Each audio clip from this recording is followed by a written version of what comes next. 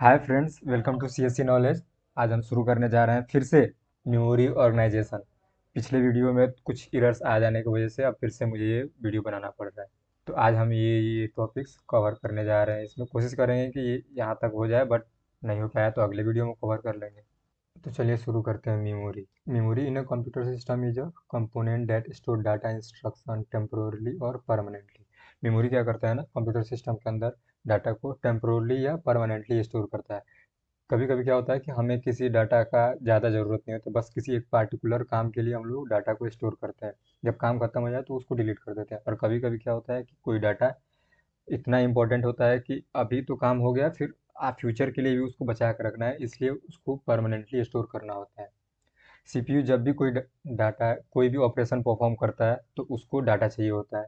तो वो data memory में स्टोर रहता है, जो कि मेमोरी उसको प्रोवाइड करता है सीपीयू को, ताकि वो अपना काम इफिशिएंटली परफॉर्म कर सके। बिना मेमोरी के सीपीयू एक सिंगल टास्क भी परफॉर्म नहीं कर सकता। फिर बात करते हैं मेमोरी और स्टोरेज की। मेमोरी क्या होता है कि कोई भी डाटा को जब टेम्पोरली स्टोर करते हैं तो उसको हम लोग बोल सकते हैं कि हाँ, ये मेमोरी है। और स्टोरेज वर्ड से ये चीज़ रेफर होता है कि कोई भी डाटा को जब हम लोग परमानेंटली स्टोर कर रहे होते हैं, तब वो समझ लो कि वो storage boost the system performance and manage data processing efficiently. जितना ज़्यादा मेमोरी फास्ट होगा उतना ही ज़्यादा वो प्रोसेसर के परफॉर्मेंस को बूस्ट करेगा और हमारा प्रोसेसर एफिशिएंटली काम कर सकेगा। जो मेमोरी होता है वो हमारे इंफॉर्मेशन को जीरो और वन के फॉर्म में स्टोर करता है, जिसको हम लोग वर्ड्स बोलते हैं। वो जहाँ स्टोर करता है उसको हम लोग क्या बोलते हैं, स्टोरेज सेल बोलते हैं। स्टोरेज सेल में ही वर्ड्स को स्टोर करता है मेमोरी। मेमोरी के अंदर एक, ये अगर मेमोरी है, मेमोरी के बाहर एक डाटा लाइन होता है, एक एड्रेस लाइन होता है और एक कंट्रोल लाइन होता है। कंट्रोल लाइन कंट्रोल सिग्नल्स को रीड करता है, और एड्रेस लाइन जो होता है वो इंश्योर करता है कि किस कौन से एड्रेस का डाटा हमें चाहिए। और जो डाटा लाइन होता है वो डाटा को ट्रांसफ़र करके बस में बस लाइन में भेज देता है, जहाँ से फिर सीपीयू एक्सेस कर लेता है। आते हैं मेमोरी।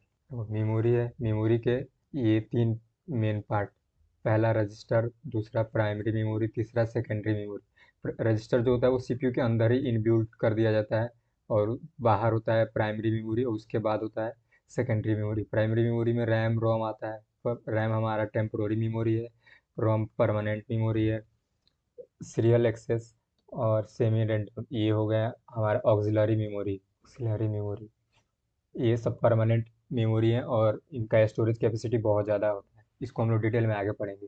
अब आते हैं मेमोरी क्लासिफिकेशन। ये तो था। अब आते हैं मेमोरी हायरार्की पे। मेमोरी हायरार्की लेवल में सबसे ऊपर, जो सबसे क्लोज और सबसे ऊपर होता है, वो होता है रजिस्टर, जो सीपीयू के अंदर ही इनबिल्ट कर दिया जाता है। उसके बाद आता है कैच, फिर आता है मेमोरी, मेन मेमोरी, फिर आता है मैग्नेटिक डिस्क, फिर आता है मैग्नेटिक टेप। ये दोनों है ऑक्सिलरी मेमोरी का पार्ट और सेकेंडरी मेमोरी का पार्ट।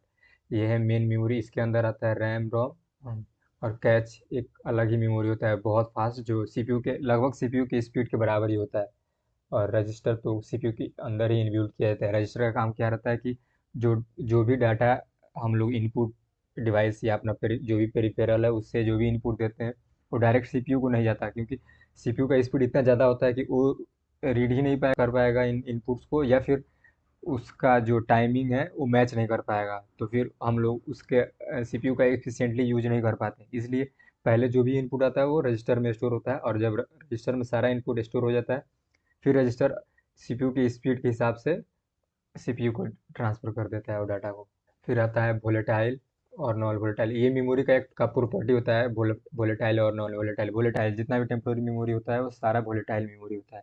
वोलेटाइल का मतलब हो गया कि अगर हम लोग सिस्टम को एक बार अगर ऑफ कर दिए तो जितना भी पास्ट डाटा रहेगा या पास्ट इंस्ट्रक्शंस रहेगा वो सब क्लियर हो जाएगा, और उसको हम लोग दोबारा रिट्रीव नहीं कर पाएंगे। जी, जितना भी वोलेटाइल मेमोरी होता है वो सब पावर ऑन होने के दौरान ही काम करता है, ऑफ होने के बाद वो काम करना बंद कर देगा। और जितना नॉन वोलेटाइल मेमोरी होता है, इसमें क्या होता है ना कि एक बार अगर गलती से पावर ऑफ हो भी गया फिर भी वो डाटा को रिटेन कर सकते हैं, जैसे फिर दोबारा ऑन होगा तो डाटा हमारा सेफ रहेगा। चलिए तो स्टार्ट करते हैं टाइप्स ऑफ मेमोरी से। सबसे पहले बात करते हैं रजिस्टर की। Registers are part of primary memory but they are unique as they are directly integrated into CPU itself. The fastest memory in the entire computer system and store data temporarily while the CPU is processing data. देखो, जो register होता है ना, वो primary memory का ही एक part होता है, लेकिन वो यूनिक होता है बहुत। वो यूनिक इस सेंस में होता है ना, क्योंकि जो सीपीयू है उसके अंदर ही इसको इम्बेड कर दिया जाता है, उसको इनबिल्ट कर बना दिया जाता है, ताकि मतलब सीपीयू को कोई डाटा अगर ताकि जब सीपीयू कोई डाटा मेमोरी से फेच करके लाए तो वो इसमें स्टोर कर सके। देखो, सीपीयू अगर एक इंस्ट्रक्शंस लाता है तो वो पहले इंस्ट्रक्शन इसके अंदर स्टोर कर देगा और फिर प्रोसेसिंग करना शुरू करता है, ठीक है। अब बीच में अगर फिर से दोबारा इस इंस्ट्रक्शन को रीड करना हो तो अब दोबारा मेमोरी पास नहीं ना जाएगा, फिर यहीं से उसको लेके फिर से एक बार और देख लेगा, ठीक। इसलिए रजिस्टर के अंदर ये रजिस्टर को हम लोग सीपीयू के अंदर ही इनबिल्ट कर दिए रहते हैं, ठीक। और ये बहुत फास्ट होता है क्योंकि ये सीपीयू के अंदर ही इनबिल्ट है, तो उसकी स्पीड के बराबर का ही स्पीड इसका भी रहता है, ठीक। और ये डाटा को टेम्पोरली स्टोर करता है। जब एक बार इंस्ट्रक्शन एग्जीक्यूट हो गया तो फिर से ये पूरा क्लियर हो जाता है, ठीक। इसके कुछ फीचर्स हम देख लेते हैं, जैसे embedded directly into the CPU. बताया है कि सीपीयू के अंदर ही डायरेक्टली वो इम्बेड कर दिया जाता है, यानी कि उसके अंदर ही इसको बना दिया गया रहता है। और fastest and closest to the CPU, ये बहुत फास्ट होता है और सबसे क्लोज यही होता है क्योंकि इसके अंदर ही है तो क्लोज तो होगा ही होगा।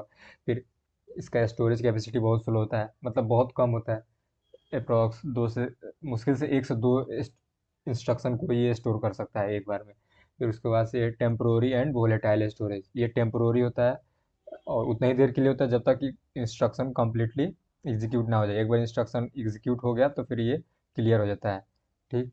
और ये वोलेटाइल होता है, तो वोलेटाइल मतलब वही हुआ कि पावर ऑफ हो गया तो फिर डाटा लॉस्ट हो जाएगा।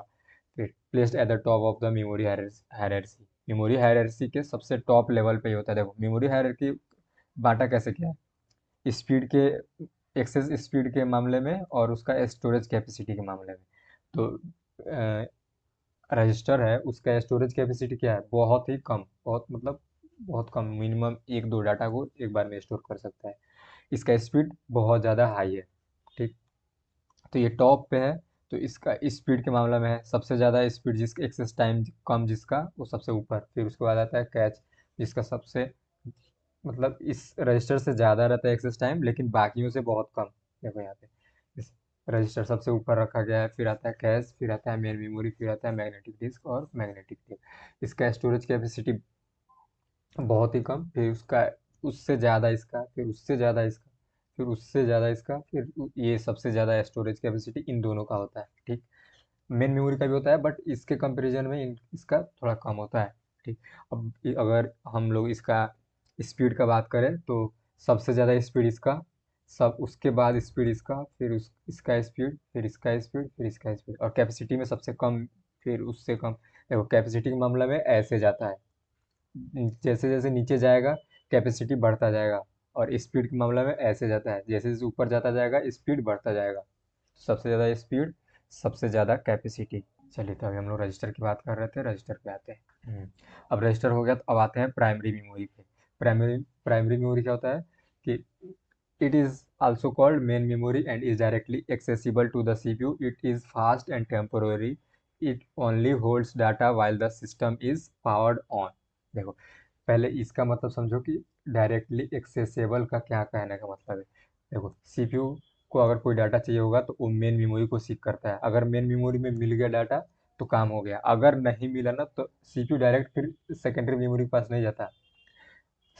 ये मेमोरी सेकेंडरी मेमोरी से डाटा को लेके अपने पास स्टोर करेगा, राइट करेगा, फिर सीपीयू यहाँ से डाटा को वापस लेके जाता है। इसलिए इसका कहने का यही मतलब है कि डायरेक्टली एक्सेसिबल होता है मेन मेमोरी, बट जो सेकेंडरी मेमोरी होता है वो डायरेक्टली एक्सेसिबल नहीं होता है सीपीयू की। और ये टेम्प्रोरी, ये जो मेन मेमोरी है वो एक टेम्प्रोरी मेमोरी होता है, ठीक।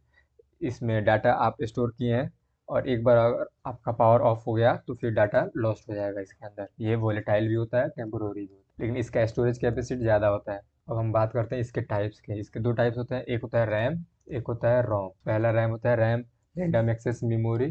इसके नाम से ही पता चल रहा है कि इसका डाटा को हम लोग रेंडमली एक्सेस कर सकते हैं, ठीक।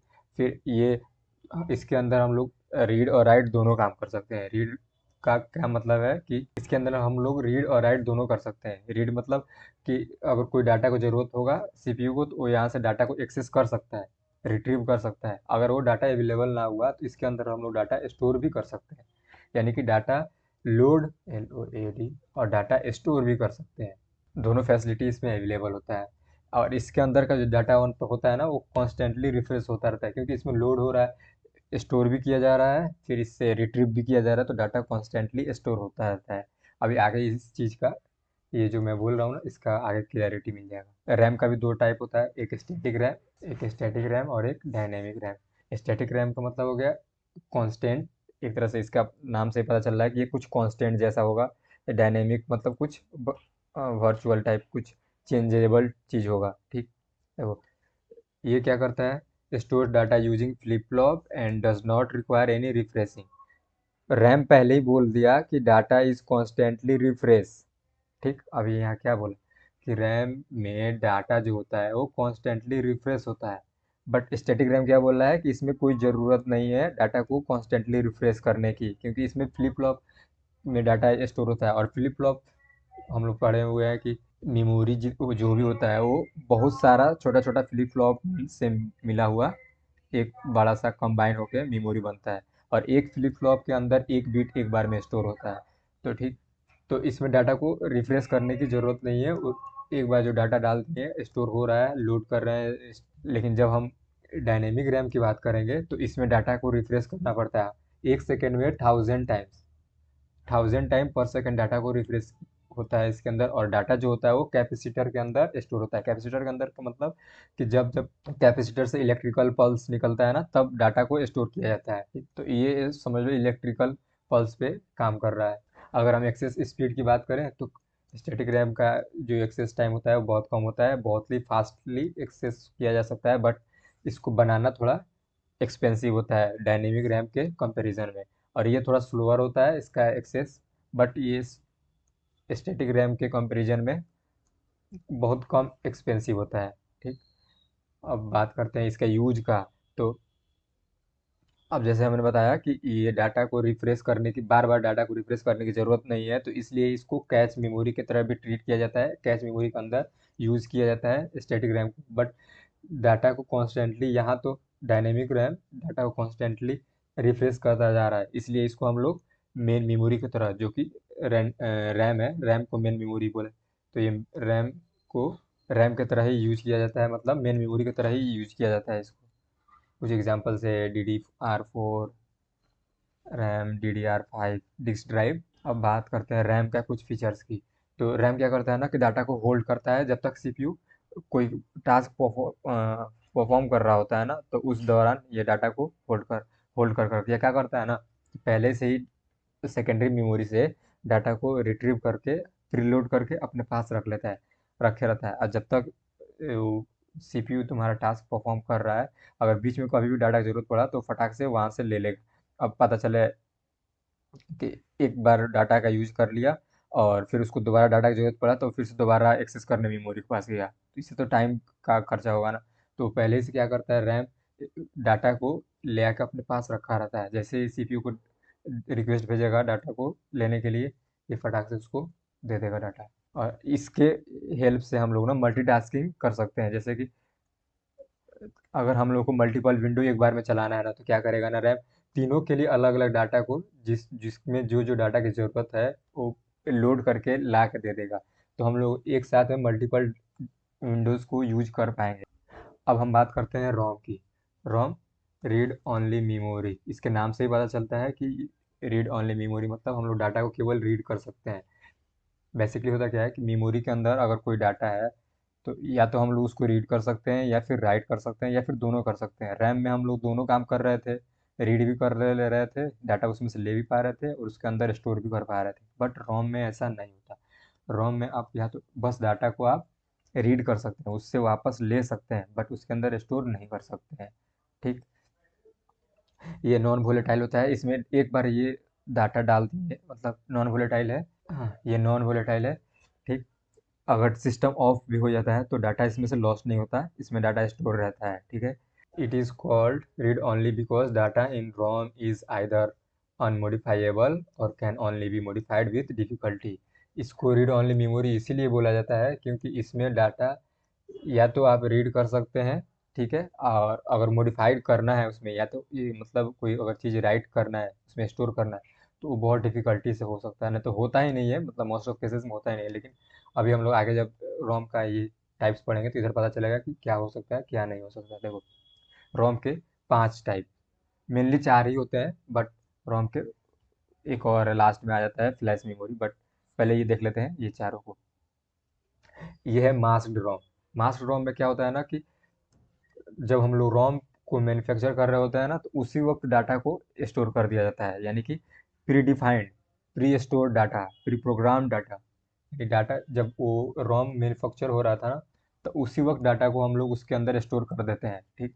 अब बाद में उसको हम लोग चेंज नहीं कर सकते हैं, क्योंकि ये कॉस्ट इफेक्टिव, क्योंकि ये तो नॉर्मल है ना कि बनाए उसी वक्त कंप्यूटर से, आपका वो प्रोग्राम हो गया, अब उसको आप चेंज करना नहीं है, तो उसमें दोबारा कोई एक्सेस कर, बस आप एक समझिए एक बॉक्स है, उसके अंदर कुछ रखा है, आप उसको यूज किए, यूज खत्म कर लिए तो आप फेंक दीजिए या फिर रखे रहिए, ऐसा है। तो इसमें ज़्यादा मैन्युफैक्चरिंग कॉस्ट लगता नहीं है। अगला आता है प्रोग्रामेबल रोम। अब इसमें क्या होता है ना कि पहले एक रोम हम लोग एम्प्टी रोम बनाते हैं, ठीक है।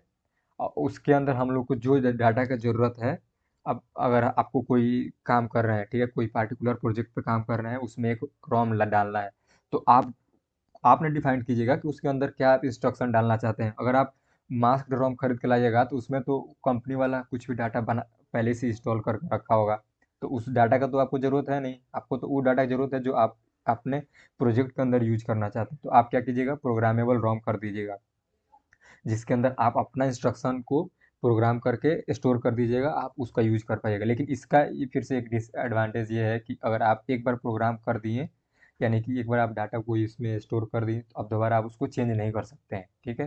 देखो ये लिखा है, initially blank and can be programmed once by the user by using a device called PROM, programmer can't be reprogram once written. इसका मतलब ये हुआ कि हम लोग ब्लैंक खरीदते हैं, खाली रोम, फिर उसको हम लोग प्रोग्राम करके उसके अंदर डाटा को स्टोर करते हैं, और लेकिन अगर एक बार वो कैसे करते हैं, एक पी रोम प्रोग्रामर आता है, ठीक है, एक डिवाइस आता है जिसको हम लोग पी रोम प्रोग्रामर बोलते हैं, उससे हम लोग डाटा को उसके अंदर स्टोर कराते हैं। एक बार डाटा स्टोर हो गया तो आप उसको दोबारा चेंज नहीं कर सकते हैं। इसके नाम से पता चल रहा है कि प्रोग्रामेबल रोम, यानी कि डाटा को हम लोग प्रोग्राम करके स्टोर कर सकते हैं उसके अंदर। मास्क रोम मतलब, इसके नाम से पता चल रहा है कि मास्क रोम मतलब छुपा हुआ है, उसमें आप कुछ भी नहीं कर सकते हैं, पैक्ड है, ठीक। अब बात करते हैं इरेजेबल प्रोग्रामेबल रोम, ईपी रोम। इरेजेबल प्रोग्रामेबल रोम, ईपी रोम मतलब प्रोग्रामेबल तो है, यानी कि सेम चीज़ ये वाला, बट अब यहाँ पे हम लोग डाटा को इरेज नहीं कर सकते थे। एक बार जब बन गया, प्रोग्राम हो गया, तो आप उसको चेंज नहीं कर सकते हैं, ठीक, परमानेंट हो गया। बट अब आ रहा है इरेजेबल प्रोग्रामेबल रोम, यानी कि अब जो पी रोम था, प्रोग्रामेबल रोम था, अब उसको हम लोग इरेज भी कर सकते हैं, ठीक। Data can be erased and reprogrammed multiple times by using UV rays. UV rays के हेल्प से हम लोग डाटा को मल्टीपल टाइम इरेज कर सकते हैं, रीप्रोग्राम कर सकते हैं। बट इसका भी एक डिसएडवांटेज था। डिसएडवांटेज नहीं होता तो फिर इतना सारा बनता है क्यों, पहले ही वाला में ही काम हो जाता, एक रोम लाओ काम बन गया। इसका कुछ डिसएडवांटेज था, तो उसकी वजह से ये बन के आया, फिर ये बन के आया। अब फिर इसका भी कुछ डिसएडवांटेज था। वो क्या है डिसएडवांटेज था कि आप एक बार जब बना दिए रोम को, प्रोग्राम कर दिए, डाटा उसमें राइट कर दिए, तो अब उसको इरेज नहीं कर सकते थे। तब आया इरेजेबल, कि ना भाई हमको तो इरेज भी करना है, अगर हमको दोबारा दूसरा प्रोग्राम डालना हो तो बार बार खरीदने नहीं जाएंगे ना दूसरा दूसरा रोम, तो ऐसा करते हैं कि वो फिर से हम उसी को दोबारा यूज कर पाएँ इरेज करके। तब ये आया कि इसमें हम लोग बार बार इरेज करके रीप्रोग्राम कर सकते थे। फिर इसका भी एक प्रॉब्लम क्या था कि अब जैसे इसमें 10 डाटा को हम लोग स्टोर कर रखे हैं, ठीक है। अब हम चाहते हैं कि ये वाला डाटा को इरेज करके दूसरा डाटा ला लें, तो अब एक को इरेज करके, यानी एक को चेंज करने के लिए ना हमको पूरा मेमोरी को ही खाली करना पड़ता था। पूरा मेमोरी को ब्लैंक करो, फिर अब आप दूसरा दोबारा से वो वाला डालो, और जो पहले से था तो उन लोग को तो आप स्टोर करोगे ही करोगे, ऐसे करना पड़ता था। तो ये इसका दिक्कत था इरेजेबल प्रोग्रामेबल प्रोग्रामेबल रोम का। इरेजेबल प्रोग्रामेबल रोम का ये दिक्कत था। तो उसके बाद आया, इसकी दिक्कत को सही करने के लिए आया, क्या आया, इलेक्ट्रिकली इरेजेबल प्रोग्रामेबल रोम। यानी कि अब इसमें क्या हो रहा था ना कि इसमें क्या था, यूवी रेज के द्वारा हम लोग को इरेज कर रहे थे डाटा को, ठीक है, और तब दूसरा प्रोग्राम कर रहे थे। इसमें क्या इलेक्ट्रिकली हम लोग डाटा को इरेज करते हैं और फिर से प्रोग्राम कर लेते हैं। तो वही चीज़ है, प्रोग्रामेबल रोम है, यानी कि एम्प्टी रोम आप लेके आए खरीदिएगा, फिर उसमें आप प्रोग्राम कीजिएगा, अपना डाटा स्टोर कीजिएगा। अगर मान लेते हैं ये वाला गलत हो गया, इसको हमको हटाना है, तो आप फिर से उसको इरेज कर दीजिएगा, ठीक है, इस डाटा को। अब इलेक्ट्रिकली का क्या बेनिफिट आया जब नया बन के आया, तो इसका क्या बेनिफिट ये आया कि अगर आप इसको डिलीट करना चाहते हैं ना, तो बस आप पार्टिकुलरली इसको डिलीट कर पाइएगा, बाकी को कोई बिना हानि पहुंचाए वो जैसे जो जैसा है वैसे ही रहेगा। आप बस इसको चाहे तो डिलीट कर सकते हैं, या फिर से इसके जगह पे कुछ नया डाल सकते हैं इसका। बट ये थोड़ा स्लोअर था, तो इसका डिसएडवांटेज ये था कि ये थोड़ा स्लोअर काम था, ठीक है। तो अब ये स्लोअर था, तो इससे इसको इस प्रॉब्लम को सॉल्व करने के लिए आया फ्लैश मेमोरी। काम ये भी वही कर रहा है, देखो ईपी रोम यानी इलेक्ट्रिकली इरेजेबल प्रोग्रामेबल रोम, ये भी वही काम कर रहा है कि आप डाटा को इरेज कर सकते हैं इलेक्ट्रिकली, और जिस पार्टिकुलर डाटा को आप इरेज करना चाहते हैं तो उसको आप कर पाइएगा बिना दूसरे वाले को हर्ट किए, मतलब बिना उन लोगों को डिस्टर्ब किए आप कर पाइएगा। बट ये थोड़ा फास्ट है, मतलब काम तो वही कर रहा है, बट अब ये फास्ट, ये स्लो था, अब ये फास्ट काम करेगा, ठीक। तो इसका यूज हम लोग यहाँ करते हैं, used in USB drives, SSDs and memory cards. जो हम लोग मेमोरी यूज करते हैं ना फ़ोन में, उसमें हम लोग इसका यूज करते हैं, फ्लैश मेमोरी को। एक बार और समराइज़ कर दूँ, चलो यहाँ समराइज़ कर देता हूँ। रोम रोम में क्या होता है ना कि हम लोग डाटा को परमानेंटली स्टोर करते हैं, ठीक। आप एक बार जो डाटा स्टोर कर दिए, आप उसको चेंज नहीं कर सकते हैं।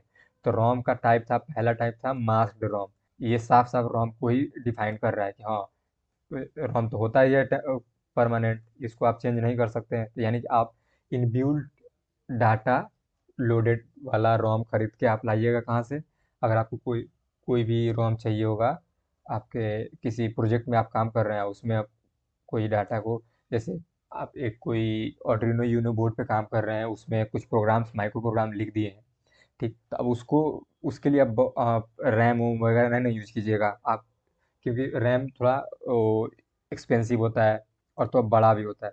रोम आप छोटा सा एक रोम खरीदिएगा, programmable ROM, P ROM, programmable ROM, P ROM, ठीक। ये खरीद के लाइएगा। और ये क्या होता है ना, जब आप स्टार्टिंग में खरीदिएगा ना, तो ये आपको इम्प्टी मिलेगा, ठीक है, इसमें कुछ भी स्टोर नहीं रहेगा। आप इसको लाके अपना ज़रूरत के हिसाब से आप अपना इंस्ट्रक्शन इसके अंदर स्टोर कर दीजिएगा, ठीक है। तो वो स्टोर हो गया, आप यूज कर लिए। लेकिन अब इसका दिक्कत क्या था ना कि अब एक बार आप जो स्टोर कर दिए, अब दोबारा इसका यूज नहीं, मतलब दोबारा उसको चेंज नहीं कर सकते हैं। जो चीज़ एक बार इसमें लिख गया, छप गया, अब वो दोबारा इरेज नहीं होगा, ठीक। जैसे आप एक प्रोजेक्ट पे काम कर रहे थे ना, अब ये इसको वहाँ फिट कर दिए, और आपने एक गाड़ी बनाया, ठीक, उसमें फॉरवर्ड बटन का इंस्ट्रक्शन डाल दिया है, ठीक। अब जैसे आप बटन क्लिक कर रहे हैं, फॉरवर्ड जा रहा है, तब फिर आपको दिमाग है, अरे यार बैकवर्ड का तो डाले ही नहीं, अगर हम बैक बटन डाले दाबे तो वो वापस भी आना चाहिए, ऐसा तो हमने किया ही नहीं, चलो फिर से कर लेते हैं। तो आप फिर से नहीं कर पाइएगा, क्योंकि अब ये तो हो गया फिक्स, एक बार जो बन गया सो बन गया। तो अब फिर से दिक्कत आ गया, अब फिर उसके लिए आपको दूसरा पी रोम खरीद के लाना पड़ेगा, उसमें बैक वाला इंस्ट्रक्शन डालिएगा। तो अब जहाँ जो काम एक रोम के अंदर हो सकता था, अब उसके लिए अब आप दो रोम का यूज कर रहे हैं, तो ये तो दिक्कत वाला बात हो गया, ठीक। तो अब हम लोग क्या किए, एक दूसरा रोम बनाए, उसको बोलते हैं इरेजेबल प्रोग्रामेबल रोम, ठीक। वही पी रोम है, अब उसको इरेज भी कर सकते हैं हम, इसलिए अब इसका नाम हो गया इरेजेबल प्रोग्रामेबल रोम। अब इसको हम लोग इरेज भी कर सकते हैं, यानी कि जो डाटा हम पहले लिखे थे इसमें, ठीक, अब मान लेते फॉरवर्ड का डाले थे ये, और ये दो गो, देखिए ये, हाँ ये फॉरवर्ड के डाले थे। अब हम चाहते हैं कि इसके अंदर बैकवर्ड का भी इंस्ट्रक्शंस डालने का, तो क्या करेंगे, अब यहाँ बैकवर्ड का ऐड कर देंगे, ठीक है। तो इरेज करना पड़ेगा हमको, यानी कि एक भी इंस्ट्रक्शन चेंज करना है या कोई नया इंस्ट्रक्शन ऐड करना है, तो आपको पूरा का पूरा ये जो रोम था ना, पहले फिर से वापस से इम्प्टी करना पड़ेगा, फिर से उसको पी रोम पे लाइएगा, ठीक, पी रोम पे लाइएगा। अभी फिर से इम्प्टी हो गया। अब इसके अंदर फिर से आप डाटा को प्रोग्राम करके, अब अपना, ये आपका रीड वाला था, वो बैक फॉरवर्ड वाला था, अब बैकवर्ड वाला इंस्ट्रक्शन भी डाल दिए, इसको बोलते हैं ईपी रोम। यानी कि अब इसमें दिक्कत क्या था ना कि एक एक चेंज करने के लिए ना हम लोग को पूरा फिर से खाली करना पड़ रहा था, पूरा इंस्ट्रक्शन को को डिलीट करके दोबारा डालना पड़ रहा था, ठीक है। लेकिन और ये सब करने में किसी पार्टिकुलर स्पेसिफिक इक्विपमेंट का भी ज़रूरत पड़ रहा था, तभी हो पा रहा था, ना तो ऐसे नहीं हो पा रहा था। तब इस प्रॉब्लम को सॉल्व करने के लिए हम लोग क्या लाए, ईईपीरोम, इलेक्ट्रिकली। ये जो पहले वाला ये जो जो ईपीरोम था, ये था तुम्हारा यूवी रेस के हेल्प से काम हो रहा था इसके अंदर, ठीक। अब आया इलेक्ट्रिकली प्रोग्रामेबल रोम, पीरोम, ईपीरोम। तो अब वही ईपीरोम, देखो ये पीरोम खरीद के लाए आप कंपनी से, ठीक। अब इसको इरेजेबल बना दिए। तो इसमें दिक्कत आ रहा था कि आप एक डाटा को इरेज करना चाह रहे थे, तो पूरा आपको मेमोरी को ही इरेज करना पड़ रहा था, फिर से दोबारा वो सेम काम करना पड़ रहा था, ठीक। तो अब आया इलेक्ट्रिकली इरेजेबल प्रोग्रामेबल रोम। अब ये क्या करेगा ना, आप अगर किसी डाटा को, पार्टिकुलर डाटा को इरेज करना चाह रहे हैं ना, तो बिना किसी दूसरे डाटा को हार्म किए, यानी कि डिस्टर्ब किए, आप एक पार्टिकुलर डाटा को इरेज कर सकते हैं, यहाँ से हटा सकते हैं, या फिर कोई नया डाटा यहाँ पे स्टोर कर सकते हैं, कोई भी नया इंस्ट्रक्शन ऐड कर सकते हैं। तो ये था, और ये बस सबसे बढ़िया वाला है। अब इसका एडवांस वर्जन है फ्लैश मेमोरी, ठीक है।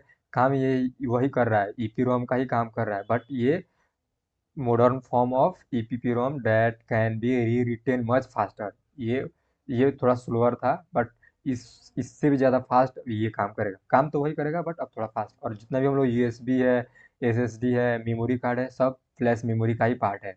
अब कुछ फीचर्स ऑफ रोम देख लेते हैं, रोम का कुछ फीचर्स देख लेते हैं। ये क्या करता है ना, ये वहाँ यूज किया जाता है, देखो लिखा है mainly used in devices like washing machines, cars and microwaves where instructions rarely change. ये वहीं यूज किया जाता है जहाँ पे इंस्ट्रक्शंस रेयरली, बाई चांस एक बार बन गया तो दोबारा इंस्ट्रक्शन चेंज करने की ज़रूरत जहाँ ना हो, वहीं हम लोग रोम का यूज करते हैं। अब इसका थोड़ा सा डिफरेंस देख लेते हैं इन दोनों का, रैम और रोम का क्या डिफरेंसेस है। रैम रोम, देखो पहले ही बताया कि वोलेटाइल होता है। रैम तो वोलेटाइल होता है क्योंकि एक बार डाटा इसमें, अगर आपका पावर ऑफ हो गया तो रैम का डाटा इरेज हो जाता है, लेकिन रोम का डाटा इरेज नहीं होता है, ये नॉन वोलेटाइल होता है। अगर स्टोरेज की बात करें तो रैम का डाटा स्टोरेज टेम्पोररी होता है, रोम का डाटा परमानेंट होता है। ये डाटा को रीड कर सकता है, रीड राइट दोनों कर सकता है, ये मॉडिफाई भी कर सकता है। बट रैम रोम में डाटा मॉडिफाइड नहीं ही होता है। अगर नहीं तो आपको बहुत स्पेशल टाइप का रोम यूज करना पड़ेगा, जैसे कि ईईपी रोम, ईईपी रोम का यूज करना पड़ेगा, तब जाके आप डाटा को मॉडिफाई कर पाइएगा। तो इसमें भी इलेक्ट्रिकली होता है, और ईपी रोम में ले जाइएगा तो आपका डाटा यूवी रे के द्वारा अथी होता है, और स्पेशल टाइप ऑफ इक्विपमेंट की ज़रूरत पड़ता है इन लोगों को इरेज करने के लिए या मॉडिफाई करने के लिए। तो थोड़ा सा मुश्किल है। रोम रैम का थोड़ा कैपेसिटी ज़्यादा होता है, रोम का कैपेसिटी स्मॉल होता है। मैं बताया ही था कि रैम का कैपेसिटी ज़्यादा होता है, तो इसलिए हम लोग जहाँ छोटा कैपेसिटी ज़रूरत रहता है वहाँ पे हम लोग रैम का ज़्यादा यूज नहीं करते हैं। यहाँ पे हम लोग रोम का यूज करते हैं जहाँ पे कम कैपेसिटी की ज़रूरत हो, ठीक। जहाँ पार्टिकुलर गिने चुने दो तीन इंस्ट्रक्शन का ही ज़रूरत है, तो वहाँ पे हम लोग रोम का ही यूज़ करते हैं। अब एक्सेसिंग की बात करें तो रैम में डाटा रैंडमली एक्सेस किया जा सकता है, बट रोम में डाटा सीक्वेंसली एक्सेस किया जाता है। चलिए, तो आज के लिए बस इतना ही रहने देते हैं। होप आपको वीडियो अच्छा लगा होगा। जो टॉपिक रह गया होगा उसको अगले वीडियो में कवर कर लेंगे।